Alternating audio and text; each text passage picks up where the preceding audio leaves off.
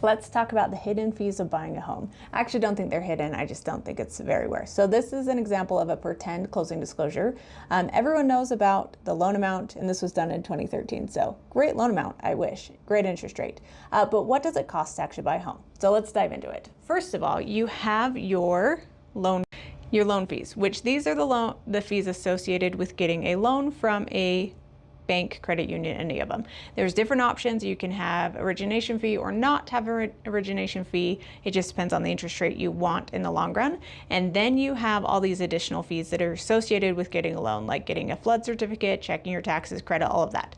And then you have your services. So that's your title company fees. So in Utah, you're required to have a title policy and your lender's require you to have a title policy. So those are those fees as well. And then these fees over here are called the prepaids. So you prepay your mortgage insurance, you prepay your homeowners insurance, you prepay your HOA. It kind of depends on the home you're buying, but those are prepaids. So when we talk about closing costs, we're usually talking about closing costs and prepaids. And those usually add up to about 3% of your loan amount. The higher the loan amount, the lower it's going to go because some of these fees are fixed rates, so it's not going to be quite as much. In this market currently, sellers are negotiating and covering some or all, but there are limits to how much the seller can cover in closing costs.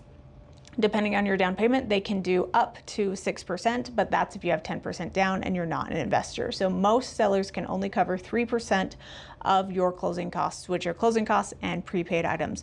You'll notice the real estate fees are not on here right now. Those are currently negotiated on the purchase contract with the seller, and the sellers are usually covering your buyer's agent commission.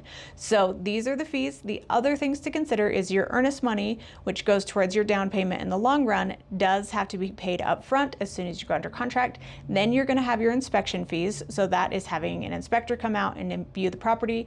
My more affordable inspector is about $395. My more expensive inspector is about $1,000 with the additional tests for like radon, meth, mold, stuff like that. And then your appraisal fee, which is accounted for in here, but it depends on your lender. Sometimes they'll charge you up front, sometimes they'll charge you at closing, and you can have it credited towards your closing costs.